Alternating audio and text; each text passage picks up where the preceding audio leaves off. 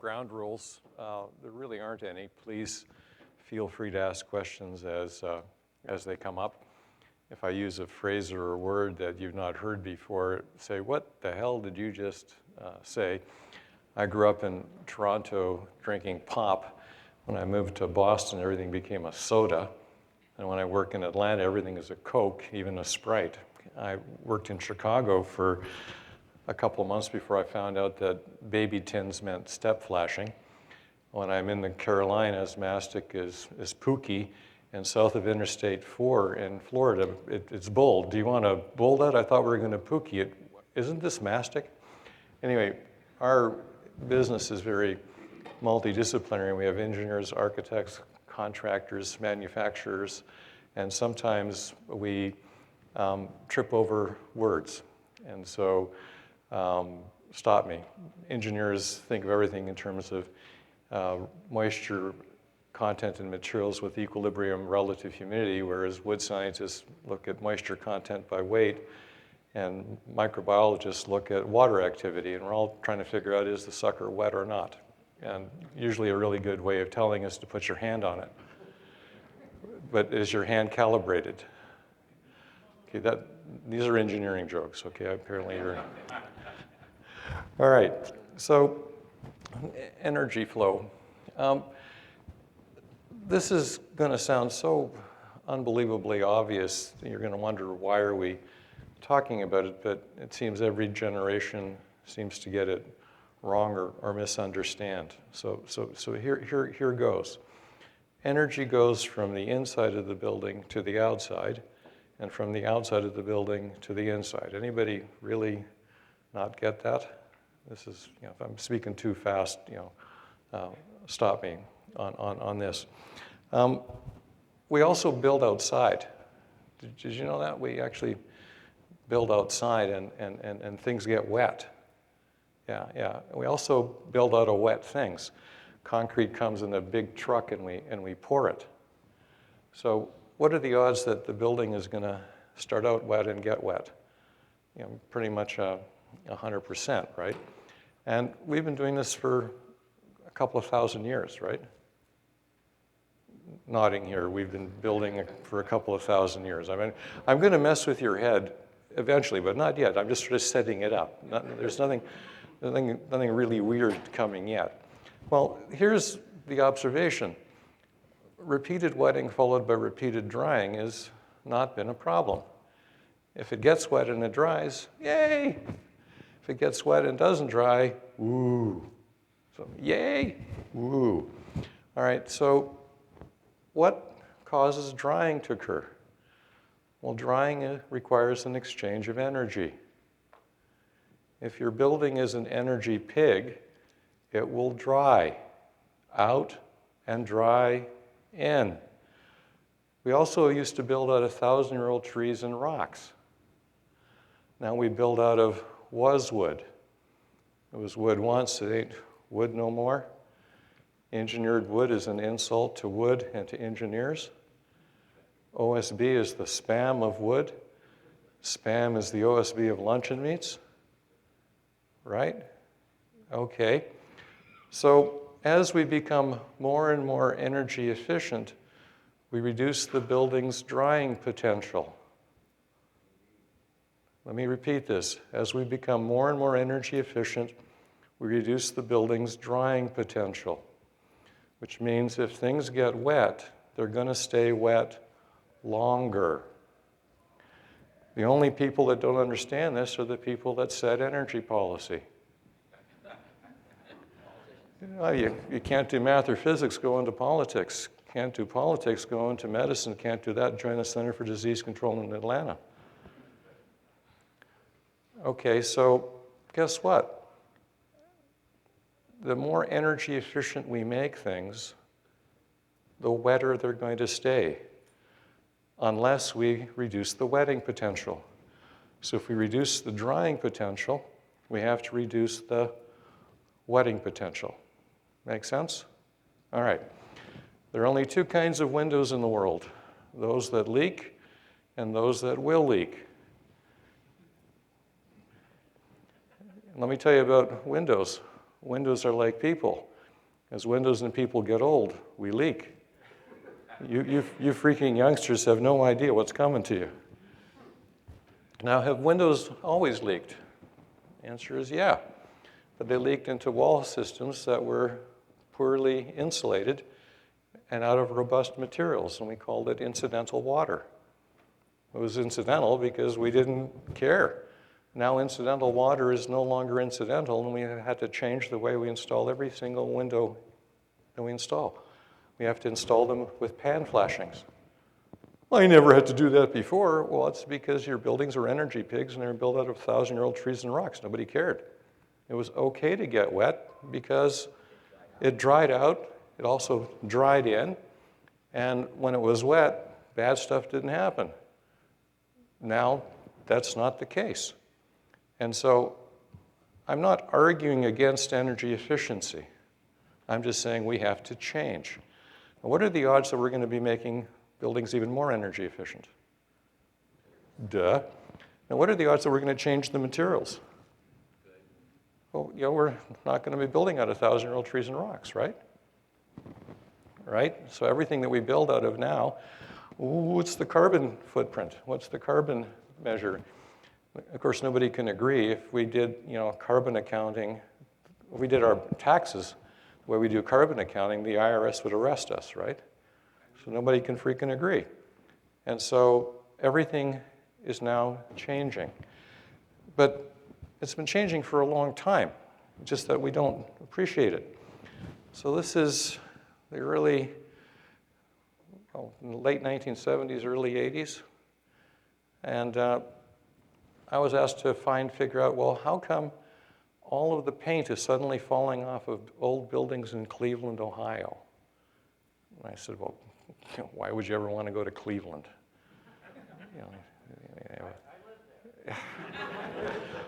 Well, I'll speak slowly and use small words for you.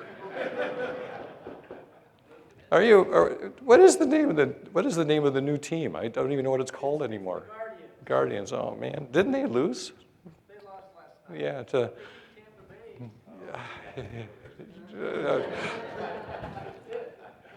So what ended up happening was I did a radio call-in show called Housemender Makes House Calls.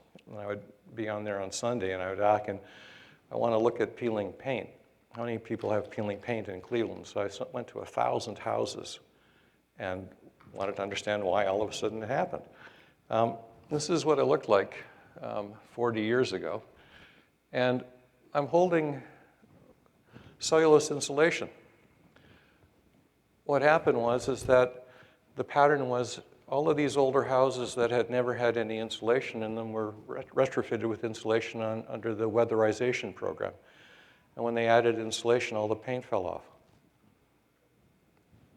This was a aha moment. We added insulation and the paint fell off. Did the insulation make the wall wetter?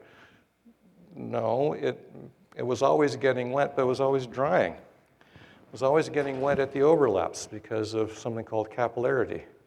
But because we had lots of energy flow, it dried out. What happened was that it no longer dried, but it was still getting wet. And that caused the wood to expand and contract. The expansion and contraction of the wood stressed the paint, and the paint basically would fail. So it failed on the south and the west sides because that's where you had the biggest temperature changes, right? You might have heard about this thing called the sun. Yeah. Well, what about the north and the east? Well, it just rotted. See, the paint didn't fall off, it just rotted there. Okay. So yeah, my God, this is a big deal. Except to this day, people don't understand that, you insulate your wall and the paint falls off. So we had to put a space between our cladding systems and the wall to allow the cladding to dry to the backside a little bit as well as to the outside. Okay, if I'm talking too fast, stop me. Then this is my hometown of Toronto. We institutionalized things. We had something called CHIP, the Canadian Home Insulation Program, where everybody got $1,000 to insulate their attics. Well, okay, what happens to the attic in a cold climate when you insulate it? It gets colder. Yeah, I mean, there are only 2 seasons in Canada, this winter and last winter. They play hockey outside on ice in July. Anyway, so what happened is that the attics all rotted. Well, we were ventilating them. Well, venting an attic only works in a poorly insulated attic because you need heat from the house for the ventilation air to pick up moisture. Are you telling me that if I go to R60 in my attic, like the code is now calling, the ventilation isn't going to keep me from getting into trouble? The answer is yeah. Bummer. Whoa. It's kind of dumb to ventilate with humid air in Florida, isn't it? Yeah, but the attics get really, really freaking hot, don't they? Well, until you add a radiant barrier, and then the attic gets what? Really freaking cold. And all of the ductwork in the attic now sweats, right? Because it's colder. There's less energy. Whoa. Then let's do something really crazy. Let's change the level of insulation in the attics in Florida from R28, R29 to R49, R50. What happens to the temperature of the ceiling gypsum board when you're air conditioning? It gets colder. And all the closets now get moldy because we've changed the energy flow. Whoa. Okay, it gets even better. Okay. An air conditioner is also a dehumidifier. You know, this is the reason why I'm a famous guy. But it only dehumidifies when it's running. Okay, if there are any mechanical contractors in here, let me repeat this. An air conditioner only dehumidifies when it's running. So what have we done to the runtime of the air conditioner? We've dramatically reduced it by doing what? Well, let's put in compact fluorescent lighting. Let's now have windows that reject the energy, lower the SHG from 0.5 to 0.2, right? Let's make all of our appliances ultra efficient so the air conditioner doesn't run long enough in order to dehumidify, right? Nodding here would be appropriate. And then we get the indoor air quality crazies. They're a cult. They basically say, we Americans build stuff that is unhealthy and you're going to die if you live in a building. And so we have to make sure that we ventilate all of the bad, evil stuff that Americans, and I'm an American now, by the way, because I can talk like this, just letting you know this. Apparently, they think that dilution is the solution to indoor pollution. Dilution is not the solution to indoor pollution. The air change doesn't work. Any strong contaminant will overpower your ability to dilute it. The trouble is that all of the crazies that set the ventilation rates don't understand this. See, you shouldn't build your building out of stupid stuff. You shouldn't fill your building with stupid stuff, and you shouldn't do stupid stuff in it, because air change won't save you if you're stupid. But what are you bringing in if you're ventilating at a high rate? Moisture. And so as we increase the ventilation rate to ASHRAE standard 62, we're causing mold problems south of the Mason-Dixon line and east of Interstate 35 in Texas. Basically, we're screwing the losers of the Civil War again. So now what do we have to install?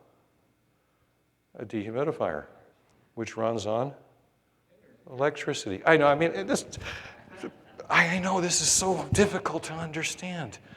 You can't get your money for nothing and your chicks for free. That's the second law of thermodynamics put to music by the second best guitarist of all time. Who's the best? Slow hand. Okay, I know this is... I grew up listening to music on plastic discs that would rotate at 45 RPM. And I met Elvis, the real one, Presley, not Costello. Listened to Paul McCartney's band before Wings.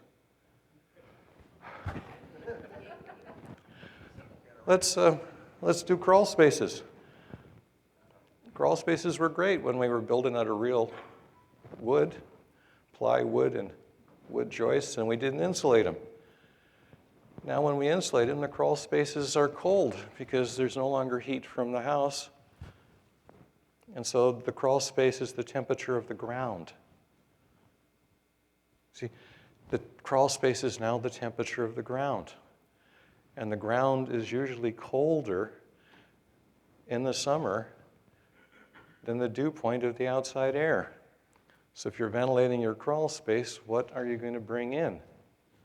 Moisture, and it's going to condense on the top of the plastic. That's okay, it's on the frickin' top of the plastic.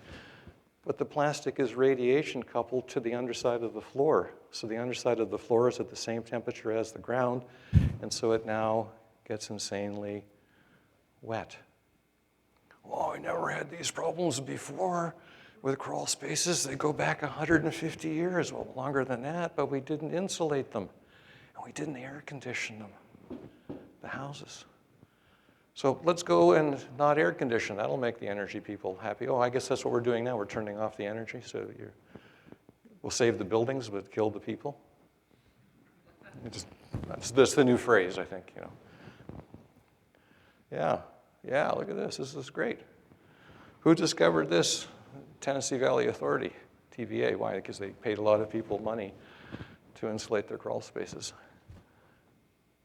Okay, you're not getting the humor here.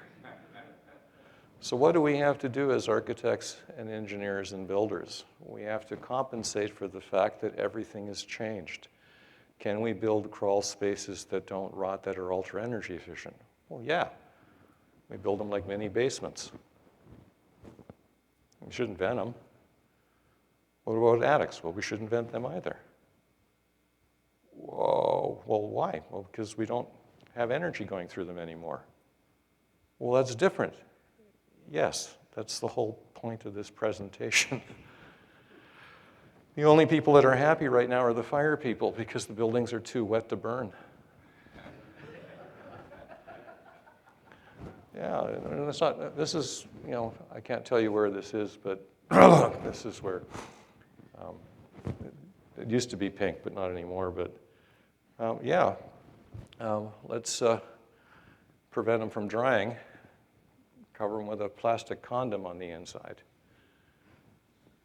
The moldiest buildings in the United States of America are air-conditioned hotels with vinyl wallpaper. And you get pink spots. We call it the Marriott measles, the Radisson rash, the Hyatt hives. Okay, that was the funniest line. If I have to beg for the applause and the, you know, oh my God, Jesus. So yeah, this is kind of neat. Okay, a little bit of physics. Don't panic here, okay? Don't panic. The Arrhenius equation. I mean, you never heard of it? Of course not, because we were educated in North America.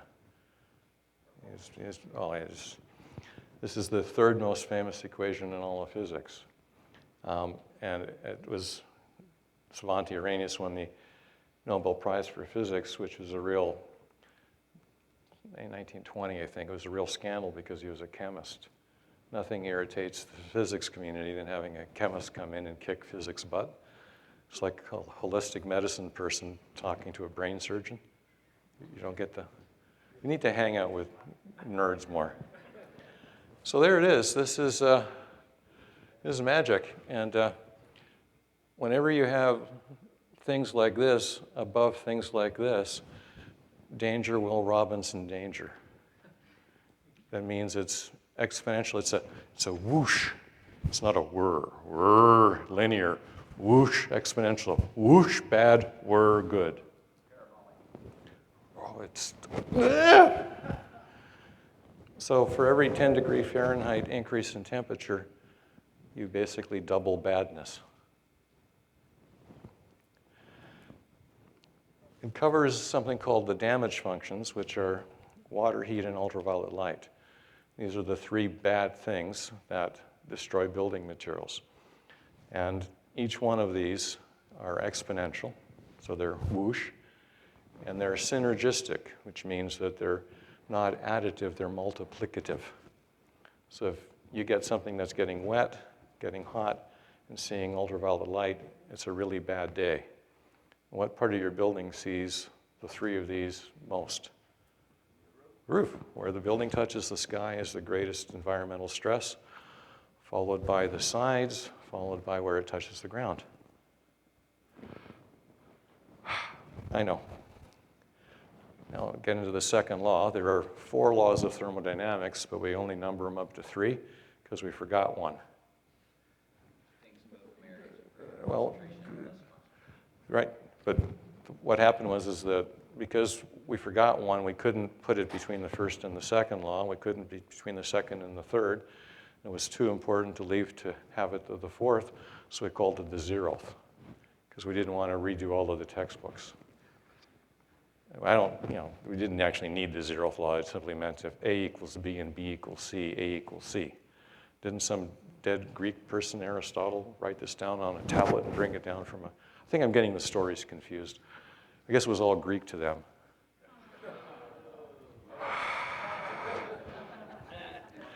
The first law is all conservation. The third is everything goes to absolute 0, but the second one is the most important to us, and which is why we don't teach it. So here it is. Heat flows from warm to cold. Why? Because. See, if there's no explanation from the fundamental principles, we call it a law. So heat flows from warm to cold because of the second law. You just simply say, because. When somebody says, well, the science is proven, they're an arts graduate. Because you never prove science, you can only disprove science. So the science is settled. You must be a moron. You must be a doctor. Moisture flows from warm to cold. Why? Because. Moisture flows from more to less. Why? Because. You could do this experiment at home. You could take something wet and touch something dry. The dry thing becomes wet. Son of a gun. Who knew? Second law, baby. Air flows from a higher pressure to a lower pressure. Gravity acts down. This is it. This is what we should be teaching every architect and every engineer and every contractor to begin with. Well, we're not going to go there. Let's not ruin that. So moisture flows from warm to cold. Moisture flows from more to less. So there are 2 rules for moisture. What we like to do is we like to use warm to cold as a surrogate for more to less because most of the time they act in the same direction. And most people in this room can look at a wall and say, this part is going to be hot, this part is going to be cold, or a roof, this is hot. Most people can't tell vapor pressure differences when they look at a set of drawings or in a building. And those that can also see dead people. So 90% of the time, the water ends up on the cold spot because they act in the same freaking direction. All right? But we don't explain it that way because we don't want civilians to know it. So we call it a thermal gradient and a concentration gradient. And some people will even understand that, so they call it thermal diffusion and molecular diffusion. And then some people understand that, so we just call it vapor diffusion, and nobody freaking understands that. And it says, geez, it follows the thermodynamic potential. And so here is a map of the thermodynamic potential, the psychopathic chart. When it's colored, it's the psychedelic chart. All this is a map of warm to cold.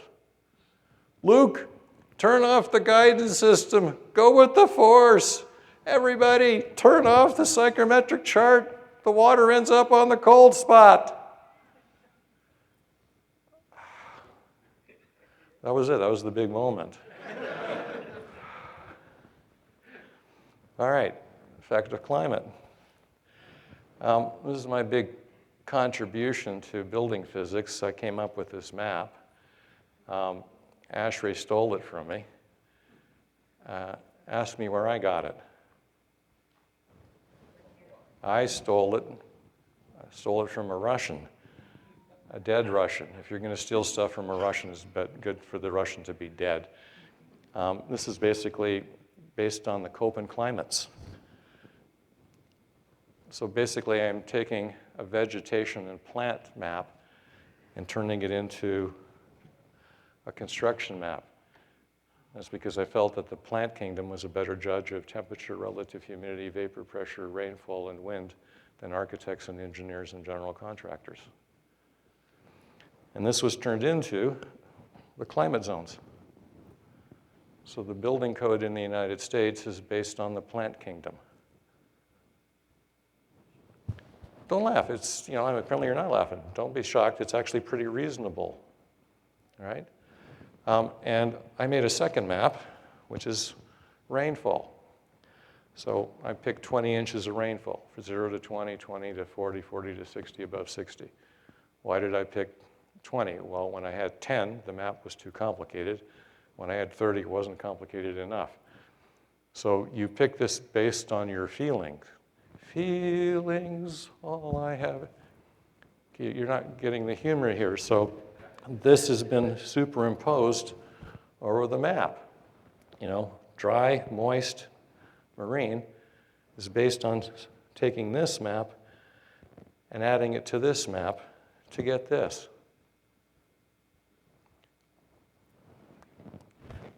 There are some places where one side of the street it's climate zone 4, and on the other side of the street it's climate zone 5, and there are different code requirements. That's insane!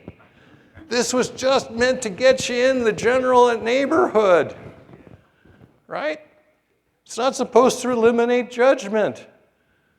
Codes are people who basically are picking fly droppings out of pepper wearing boxing gloves while being blindfolded. That's the definition of anal craziness. Use your judgment. Ask me if I get invited to those hearings. You're in the middle of climate zone 3, and you're right on the water, and 100 yards away, you're on the top of the hill. Don't you think that's different? Yes. This is how a building gets wet. It doesn't get wet uniformly, right?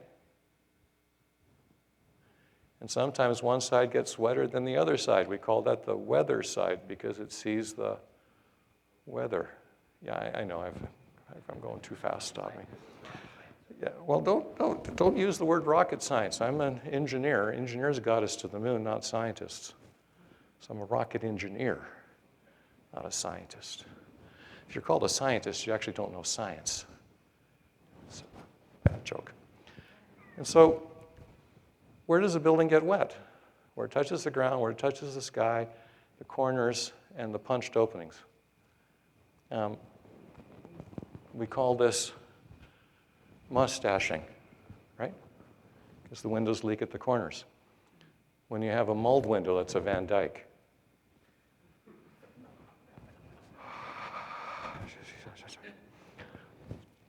All right, so it leads us to the perfect wall. Let's assume that the wall isn't going to blow away and it's not going to burn. So we've handled the structure and the fire stuff, all right? What we then have to add is a water control layer, an air control layer, a vapor control layer, and a thermal control layer, in that order. Water control is way more important than the air control. I've been doing this for 45 years. I've never gotten a call at 3 in the morning saying my building is leaking air. I don't get that freaking call. I was invited only once to the Air Barrier Association of America, ABBA. First of all, I said, why are you naming yourself after a bad Swedish musical group? And you should have been called WABA, because water is more important than air. And all of your air barriers are really water control layers that also add air control. So water is more important than air. Both are important, but they're not in the same league. Right? And both of those are way more important than vapor. You're better off not having a vapor barrier than having one in the wrong place. You're better off not having one than having one in the wrong place. Did I mention you're better off not having one than having one in the wrong place? And the least important is the thermal control layer. Or the most important, depending on how you're going to look at it, because the thermal control changes the energy, and the energy changes all of the performance of the other three. So it's either the most or the least. The building code obsesses over the thermal control because it's the only thing you can calculate reasonably well. U value this, R value that. With water control, it should be good and good luck. Right? Well, it's good for us practicing builders and engineers and architects because the code doesn't prevent us from doing the right thing. Most of the time, the code is written in such a way that we have to fool it into getting to the right answer. So here's the perfect wall. Now, I've been associated and credited with the perfect wall, and it's not me. This was figured out before I was born in the late 40s and the early 1950s. All I did was take a black and white sketch from an old book and add color to it and give it a catchy name. So I colorized it. I'm the Ted Turner of building science. So this was figured out in the late 40s by a whole bunch of dead people. What's special here is that that black line is first and foremost the water control layer. It's also acting as the air control layer. It's also acting as the vapor control layer. The blue line is the thermal control layer. And the reason that it's blue is Dow paid me. Later on, it'll be pink, and that's Owens Corning paying me. When it's vomit orange, that's Rockwell. And when it's a color you don't recognize, it's a peer-reviewed paper for ASHRAE. So you're not allowed to. And the cladding is back ventilated and drained. And why it's perfect is that it works everywhere on the planet. Yeah. Well, so let's say that it's really, really cold and really, really hot. And let's say that we're humidifying it. Let's say that we're building an indoor swimming pool attached to an art gallery, data processing center, hospital, and putting it on top of a mountain in Colorado. So what direction is the moisture going? So it blows through this and hits the black line, and what happens? Absolutely nothing. It doesn't change phase because there's no temperature difference, right? So I'm not going to get a change in phase. I'm not going to get condensation because all of the insulation is on the outside. Woo! Okay, this is an aha thing. Woo! All right, let's go to Miami. It's cold in here and dry. It's going to blow through this, whoosh, whoosh, blow through the insulation and hit the black line. And now what happens? It condenses. Oh my God, I've got water on the outside of my water control layer.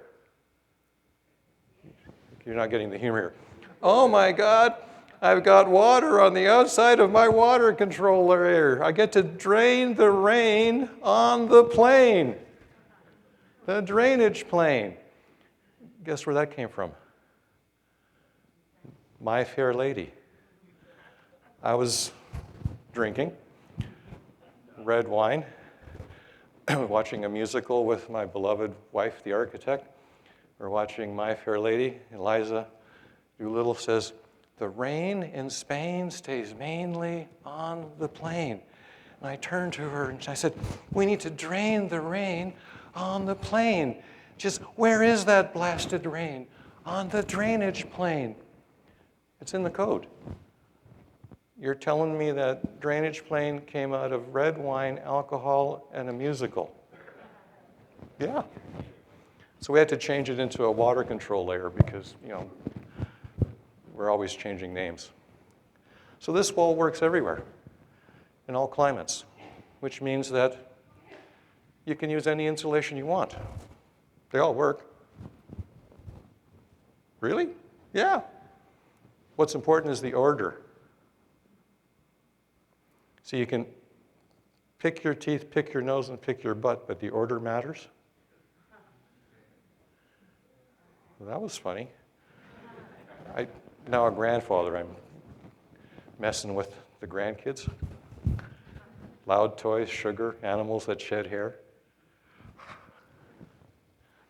So if I flip it, I get the perfect slab. When I flip it the other way, I get the perfect roof. So this is an aha moment. The laws of physics for walls, roofs, and foundations are the same. That's the perfect roof. Well, the membrane is here. That's right, because I'm protecting it from the damage functions, which are what? Water, heat, and ultraviolet light. If I replace the ballast with dirt, grass, and a goat, I get a lead point. It doesn't make the roof work any better, but you feel better about yourself. Why would you put dirt on the top of, well, I don't want a green roof. Well, you're an idiot. Dirt is not insulation. If it was, you could go to Home Depot and buy it in bags in the insulation line. It's just freaking dirt. Well, I want to grow stuff up there. Why?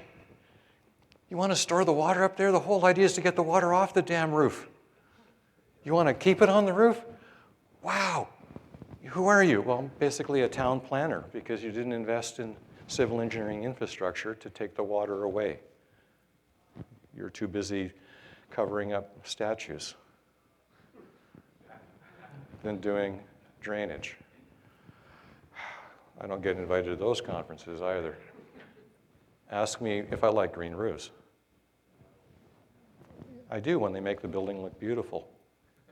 No, serious. I think I'm going to give up some BTUs for beauty. Why?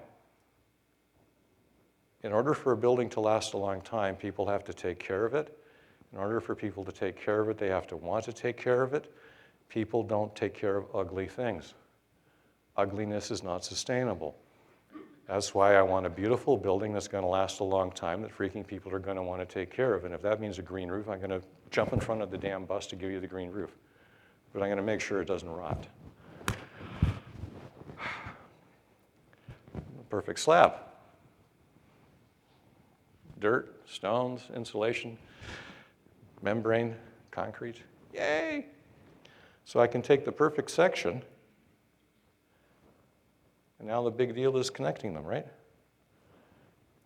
The entire performance of the building is based on continuity of the control layers, which are basically the water control, the air control, the vapor control, and the thermal control.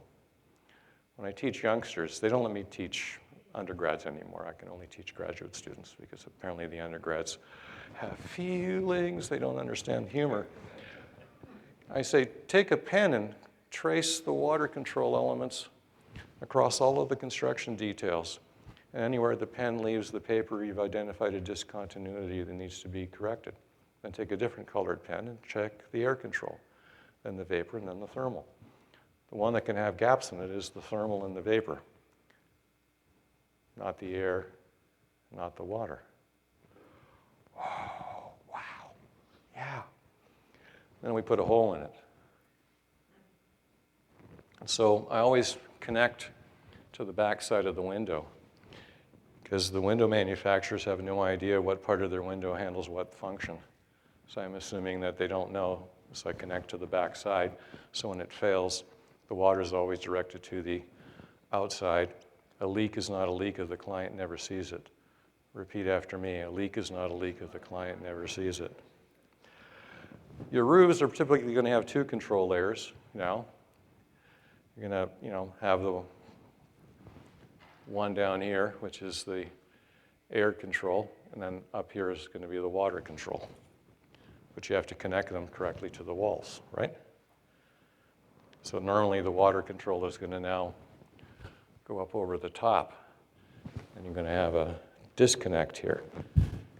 And in a tall building, when it's real windy, whoosh, bad. danger, Will Robinson, danger. You have to, okay. We call it parapetitis. You can vent the attic only if you don't have much insulation in it.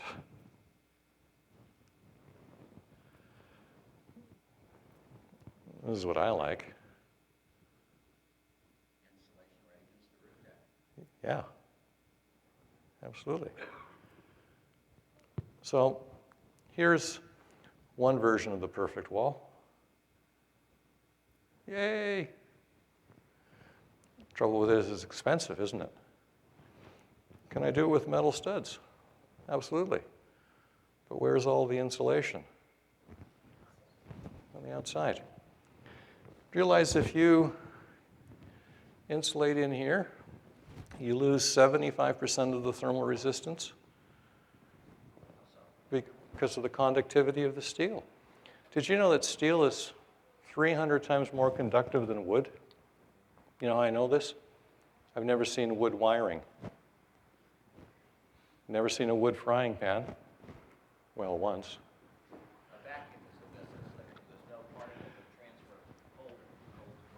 There's all kinds of air in there.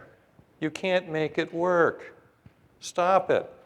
Insulate it on the freaking outside. We learned this as a children growing up in Canada. When it gets cold, we pull the sweater over the outside of us. We don't eat it and shove it into our ribs. Be a sweater wearer, not a sweater eater. I mean, look at this. Look at this. I mean, the only reason you insulate with fluffy stuff is for acoustics, not thermal. So you wear the sweater for thermal, and you eat the sweater for acoustics. What would be a dumb way to insulate? Insulate with spray foam, because then you're living inside of a drum. So you want soft, fluffy stuff for acoustics, so then you put anything you want on the outside, right? The trouble is you got your metal panels and you're going to have to attach it. You don't want basically Z-girts. In Canada, they're Z-girts. I grew up listening to ZZ Top. Drove a 240Z. So this way I'm not getting the thermal bridging. So do I like steel studs? Oh yeah.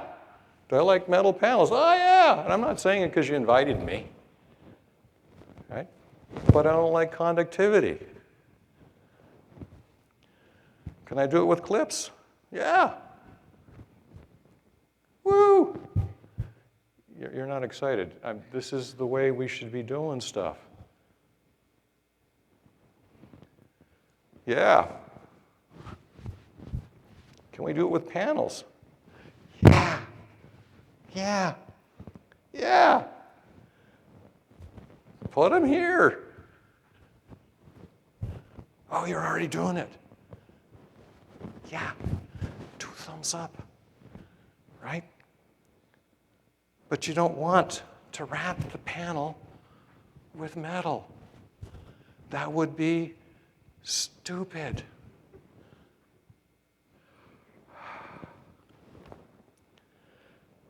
What about taking a classic roof? Can you make it into a panel? Absolutely. So you got insulated metal panel roofs, insulated metal panel walls.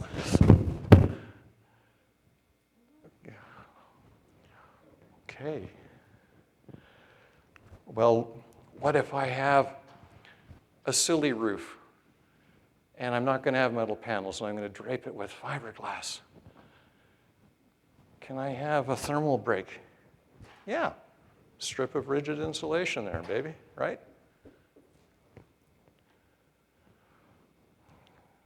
So I can take my typical metal building and get rid of the conductivity with a thermal break. What about a wall?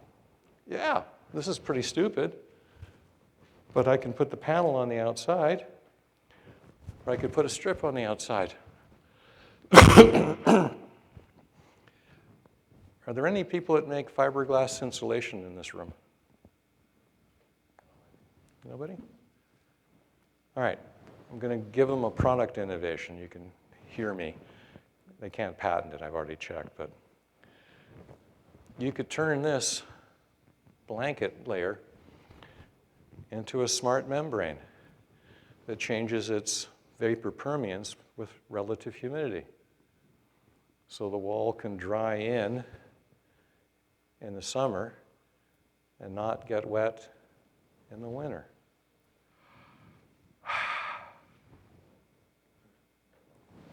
Okay, never mind. Coming to you one day eventually. You know what's really neat? We have a lot of really crappy, totally crappy, uninsulated mass buildings. You could paint them with a fluid applied, put in a polypropylene drainage mesh, and now your panel. And now you got a spectacular retrofit. I've done it. I've taken a crappy building and coated it with my water and air control and put insulated metal panels on the outside. Replace the windows too. Okay, this is exciting to me, apparently not to you. It even looks better now.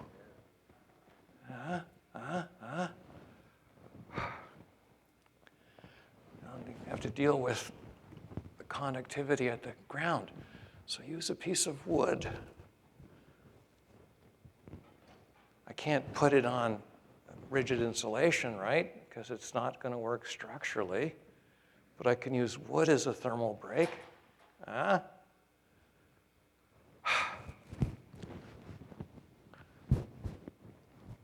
Okay, apparently you're not excited. I am. All right, rain. I've spared no expense at providing a demonstration. Using an ordinary garden hose. This person is clearly a Canadian. He's a hoser.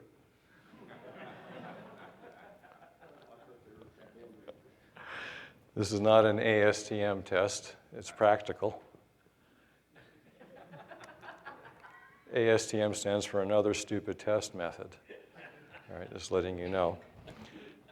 So I'm spraying water, and I have to look on the back side, and water passes through brick in about 30 seconds under the conditions of the test. So what do we know about brick? It leaks. What do we know about stucco? Leaks. What do we know about every cladding system known to? They all leak. So we need to drain the rain that leaks through the cladding, right? We used to do it in the old days with tar paper, right? Dead dinosaur juice and that and impregnated felt. Yay! Now we have this plastic stuff with advertising on it. All right, the whole deal with rain is dealing with hydrostatic pressure. The taller the column of water, the more it weighs, and what we need to do is make sure that the water doesn't build up. So we get rid of the pressure. For water to leak into your wall, you need water, a hole, and a pressure. Are you going to have water? Are you going to have a hole? Yeah, so you need to control the pressure. If you drain the water, you can live with holes. Well, what kind of holes? Well, nail holes, screw holes, cladding attachment holes. You know, your walls are holy.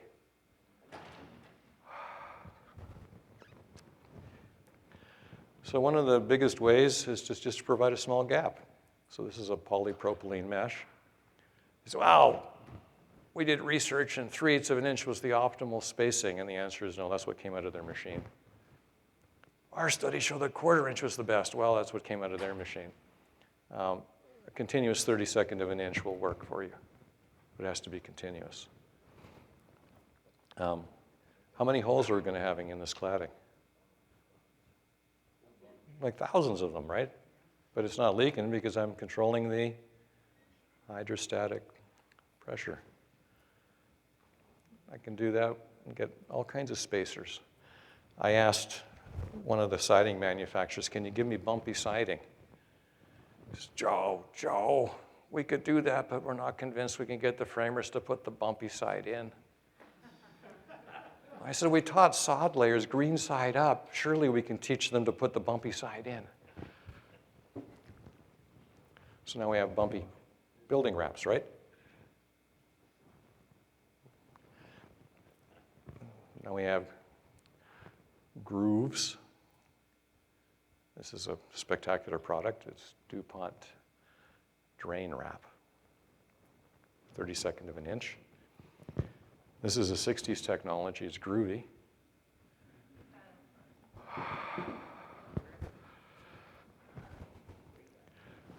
So this is called the rain screen, because we want to drain the rain. In order to drain the rain, we need a drainage gap. So we did all kinds of work when I was a youngster. This was written up by John Straub, who is now a professor. It was his doctoral dissertation using different thicknesses of washers to figure out how much of a space you needed to control hydrostatic pressure. That inspired me to develop the beer screen, which is basically using a different form of spacer. This is a joint venture between Budweiser and Dow. All right, this part is going to hurt your head a little bit, but it's real important. So if I take a cup and I turn it horizontally and it's raining, every now and then a rain droplet will fall into the cup, right? But it's going to drain out because I'm sloping the cup. Yay! Well, if it's windy, the wind will blow into the cup. But if I don't have holes at the back of the cup, the wind can't get out of the back of the cup, and since the cup is already filled with wind, no more wind can enter the cup. So wind-driven rain won't carry rain into my pressurized cup because it can't get out the back of the cup. Whoa! If I cover most of the cup with a baffle, leave a gap big enough for wind to enter to pressurize the cup, the pressure is taken here, not here.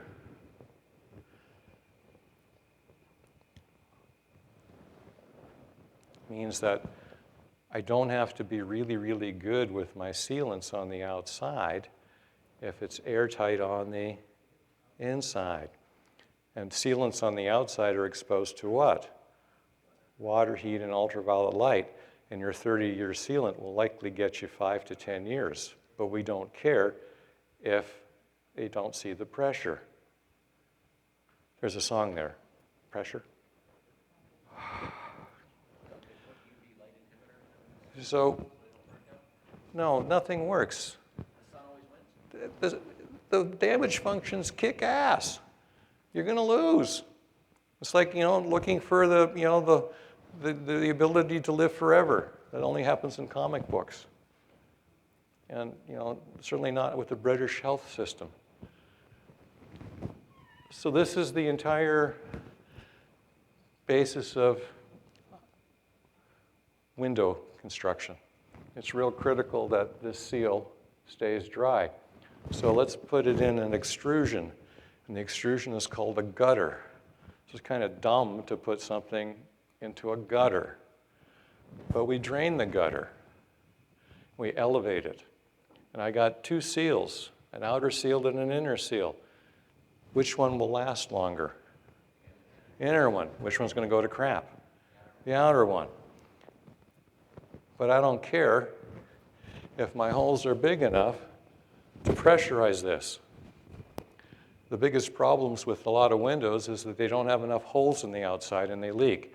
So I've spent a good early part of my career going to windows and drilling holes in them so they can pass the water tests to create pressure equalization. You're telling me if my holes are too small, my window's going to leak? Yeah. Well, who figured this out? It's old dead people wrote it in things called books, which are found in libraries. But they're old books, and you have to ask a librarian. That involves a social interaction, which is why nobody knows about it anymore. The ratio is 10 to 1. We want this to be 10 times tighter than this. It's difficult to make this perfectly tight, so it's easier to make this deliberately leaky. This is called a two-stage joint. How many people in here make metal panels? You all know about two-stage joints. I'm just setting it up so that your clients, the architects, understand why you're doing such a good freaking job. Your window-to-wall interface should have the same thing. We want the window unit to be absolutely airtight on the inside, a four-sided air seal. And we want it sealed at the top and the sides, but not at the bottom, so that we can pressurize the space between the inner and outer seal. Who figured this out? Dead people wrote it in books. I'm now old. I was taught this when I was a youngster.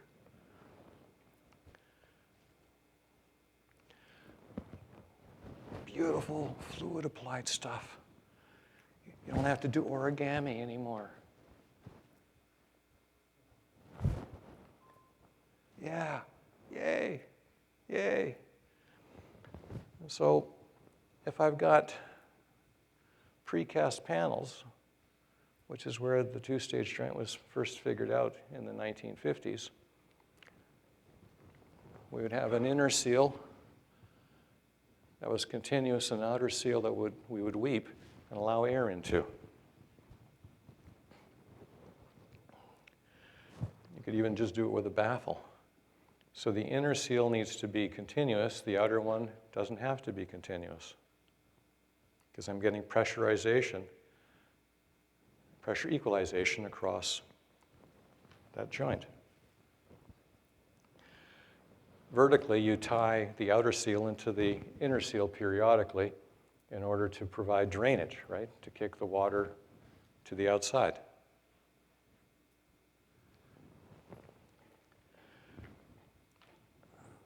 I colorized a 1953 precast section.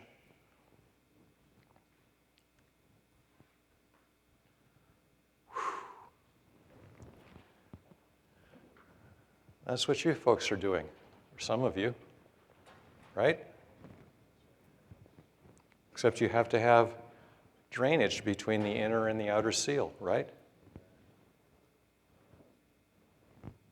Yes, Joe, that's absolutely what we're supposed to be doing with our metal panels, because we're smart. We read the stuff from the 50s.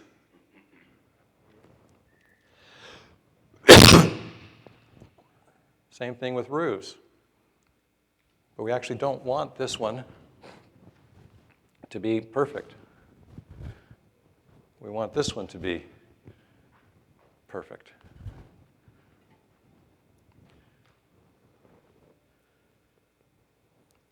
Yeah. Yeah. Yeah.